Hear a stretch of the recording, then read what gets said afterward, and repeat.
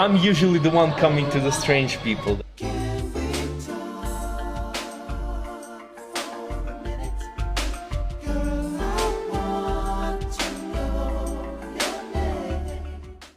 Alright, I'm gonna do a magic trick now. I'm gonna make both of you go to sleep. I'm ready. I'm gonna read you guys a poem. Okay. Before I start, excuse my pronunciation. I've received lots of complaints because of my perfect Ukrainian English, comrade. My English is perfect. Zero accent, man. Zero accent. All right. But yeah. Okay. Let's start with I'm doing a series of poems on Speaker's Corner. The first one of them in 9 poems is called Historia. And here it goes. When lightning conquered stagnation, an exchange was performed. As fire battled water, from perfection life malformed, and became an orphan daughter before the touch of imagination. The first cycle is existence, inevitable chance through persistence. Now I'll read it part by part, so to not bore you guys too much. What do you think about this part? Conjures up imagery of how I imagine the universe was created after the Big Bang. Exactly. That's this is the first part. It's the creation of life. I think what you said at the beginning was taking a fate. I was lost. I was actually falling asleep a little bit, but not because of the poem. Man, that's fast. Fast. Not because of the poem, but more because I am really tired, and I thought. Where's it gone? For some reason, yeah. Okay. Let me do it. Right, so I think maybe you should repeat all what you said again, so I can take it in again, yeah? Okay, but Okay. You see guys, the magic is working. Yeah, the magic is definitely working with me anyway. Yeah. Okay, let's go. Okay. When lightning conquered stagnation, an exchange was performed. Life began with lightning hitting dead matter and creating life out of it, single cells. As fire battled water, from perfection life malformed. As fire battled water was when Earth was being created out of volcanoes that were erupting and were solidifying when in contact with water. From perfection, life malformed, because the only perfection there is unlife, it's death. Because life is all in constant change, in constant improvement and evolution. It can't reach perfection because the only perfection is that stagnation. Okay. And became an orphan daughter before the touch of imagination. Like life became an orphan daughter because it didn't have a father or a mother. It was created out of lightning and out of simply dead rock or dead chemicals. Are you saying something came from nothing? I am assuming that it did come from supposedly nothing, but This conjures up memories for me because in the time that I was living, back in the days, in the 1980s, early 90s. Well, you've just said another thing there, which is part of what I was about to say. But in the 1980s, there was a program on TV. It was one of my favourite programs. In fact, the kids at my school, they used to mimic me for. It was called Monkey. Yeah. Okay. I don't know if you remember the Monkey, but Monkey Magic. Okay. Monkey Magic, and the theme, the music that played before Monkey, because it became quite well famous. Yeah. Had a little story and a poem. Yeah, which is very similar to this, and it was all about the creation of Earth and the fire and the balls of fire. And about a minute ago, when you were saying this poem, I could conjure this right at the end. You were about to say, and out of this rock came a stone monkey. Yeah, and then I could actually see the tune and the theme music. Yeah, I thought it was you. It was you who did it. Yeah. Of course.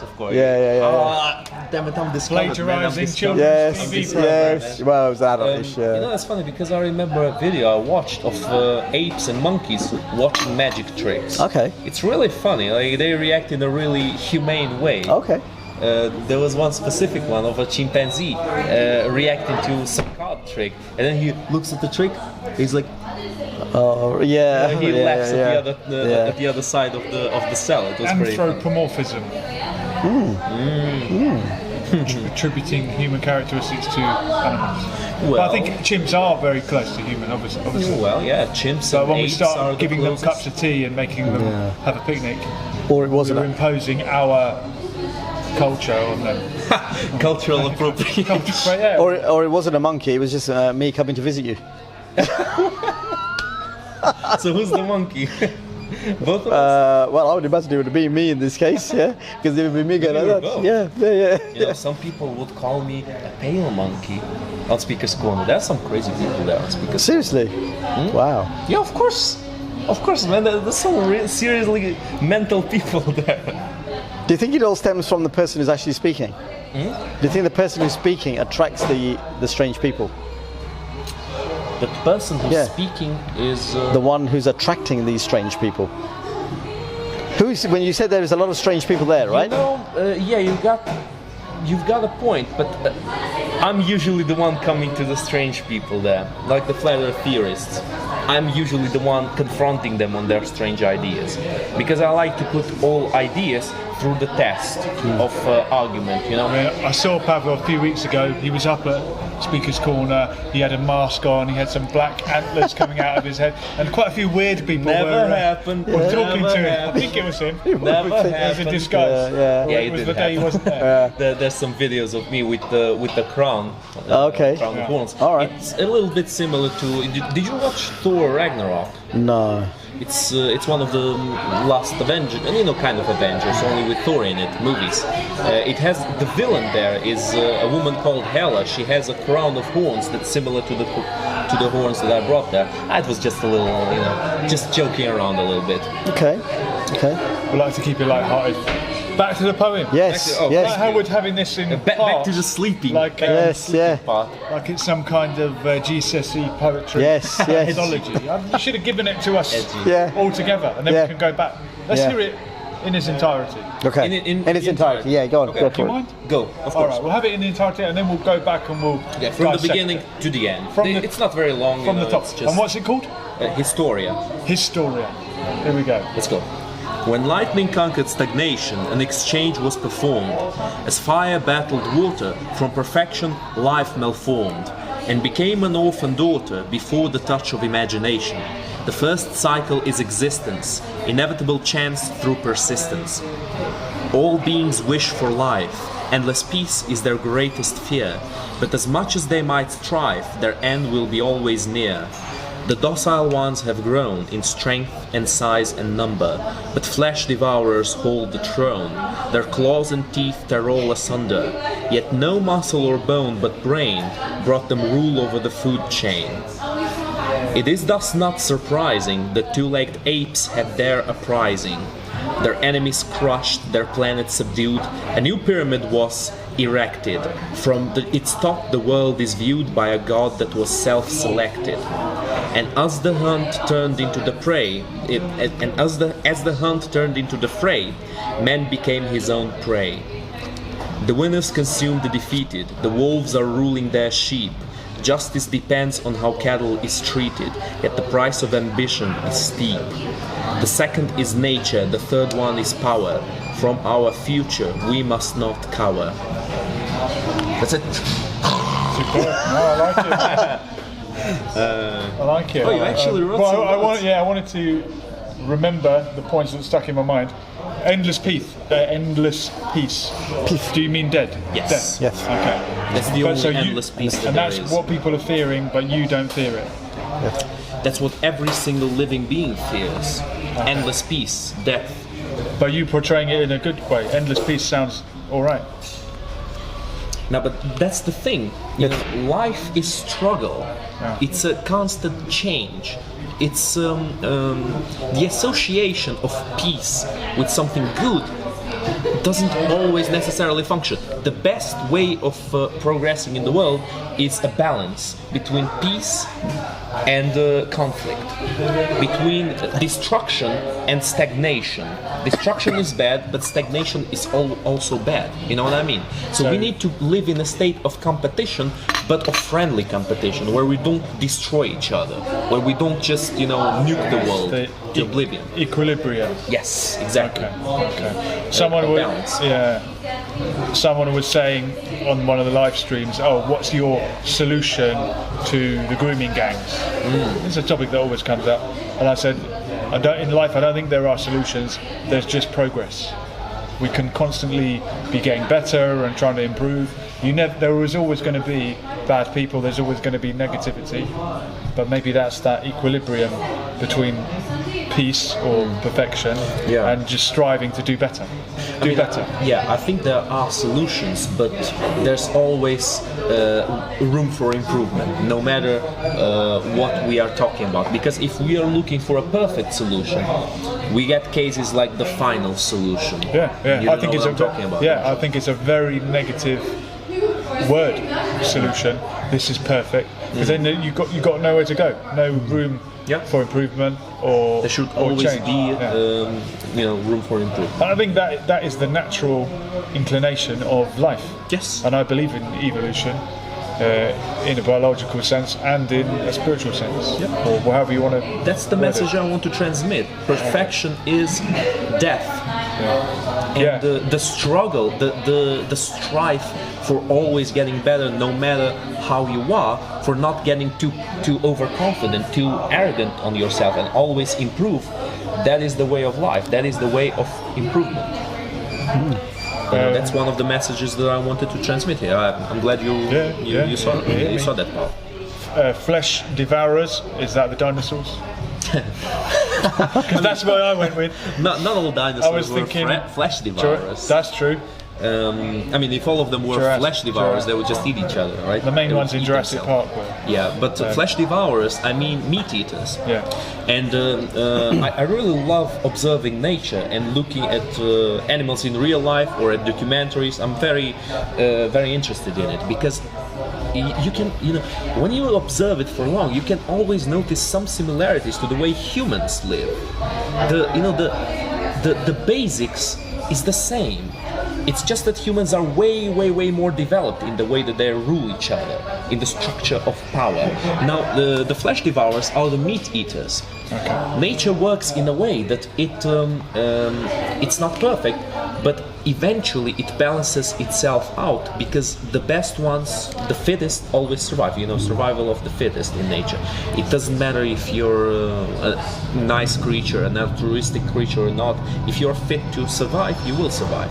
Nature is very cruel, a very cruel mistress. And meat eaters are the flesh devourers. And the funny thing is, people see meat eaters, like carnivores, as something evil, something associated to something bad. And yet, meat eaters are much more intelligent than vegetarian, creatures that only eat grass or only eat fruits. And the reason for that, predators always need to be more intelligent than prey, because if they are not more intelligent, piece of grass, is it? Well, exactly. If the prey is as intelligent as the predator or more intelligent than the predator, well, the predator will just die of starvation. They will just starve. So they need always to be always more intelligent than the prey. So why did the saber-toothed tiger die out? The ultimate predator. Why did they not survive? It's arguable why he died out, and it's even more arguable, I would say, that he's the ultimate predator. Honestly, I know many predators. He looks the ultimate predator. Look at the teeth. I think I know how to give you an answer to that. The teeth are part of the reason for that. It's a very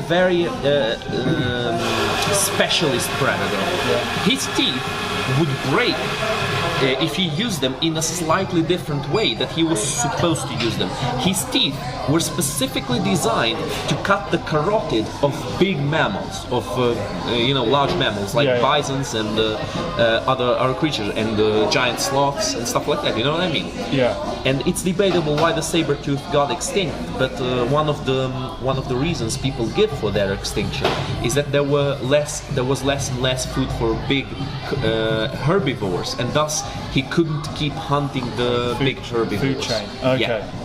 Okay. I'll give you a better example of that. In the megalodon, it's the giant shark. Yeah. The megalodon was far stronger and far, more powerful than the common shark. I'm being dyslexic now. Sorry. But why did it go extinct? Because of climate. Something as simple as the water getting a bit cold. Climate change. Water got a little bit colder in that time, and the megalodon could not survive. So only the small sharks. What about the dire wolf? The dire wolf. Yeah. Well, another big. What's your favourite? Well, they were a massive wolf, right? Yeah. Bigger than the wolves we have today. you'd think they'd be a better predator than we have today, but maybe not. And maybe bigger doesn't mean better. Exactly. Okay. Big doesn't always mean better. You know, big animals, dinosaurs were some of the biggest land animals that we had throughout, that we know of, that were on Earth, on prehistory. That brings about to a very good conversation, actually. Yeah, sorry? That brings about to our next conversation, I think. Godzilla. One more I want to mention. Godzilla, man, Godzilla. Godzilla. Read my mind. Godzilla. Yeah. Godzilla. There's a new movie coming out. Yeah, that's what I meant. I was going to say the Neanderthals had a big brain, right? And their brain was perhaps too big, and they couldn't consume enough calories to big brain. I don't think the Neanderthals stopped existing because they had a big brain. I mean, whales have a big brain, but they have a lot of cells to manage. That's why their brain is big. So why did the Neanderthals die out then? Okay. Now I'm going to delve into something I'm not actually as acquainted with as with many other animal species of nowadays. All right. I'm not absolutely certain about the Neanderthals. Let's speculate a little bit. From what I know, from the studies that I've researched about the Neanderthal, Neanderthals were basically bred out. Bred out? Yes. Homo sapiens sapiens bred with the Neanderthals. So they came into contact. Yes. They didn't fight each other and one killed the other? Okay. It has been proven that some people have some specific genes of Neanderthals, which is not necessarily 1 in 3, apparently. a bad thing.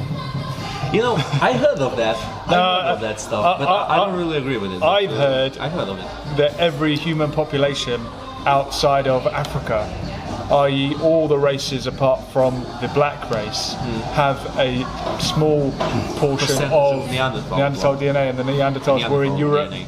and that would make sense.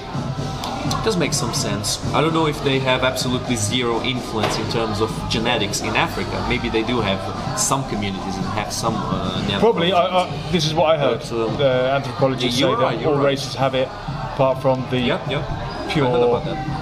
indigenous Africans. But yeah, my money would be on that Neanderthals simply got bred out by the Homo sapiens sapiens. They were not as competitive as Homo sapiens sapiens.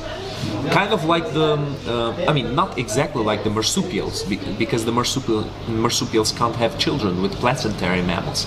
But before there were placentary mammals, What's a placentary the mammal? placentary mammals are us, for example. Okay. Mammals who have a placenta. Okay, that, rather than a pouch. Yes, their children grow inside their belly and are linked with the placenta to their belly and to the mother. The marsupials are different. They're a type of mammal. Yes, they are a type of mammal. They are, I would say, the first mammals. And they're only in Australia and New Zealand. And Madagascar and New Zealand and a few isolated islands. But why? Because they were much less competitive. They would breed at a much lower rate than the placentary mammals, and they could take much worse care of their children than the placentary mammals. Like the placentary mammals could protect their children better, and their children would be born more capable of surviving by themselves than with the marsupials. You know what I mean? So yeah, basically the placentary mammals just outbred the marsupials all around Earth, which again goes to show how cruel nature can be. It can be very cruel.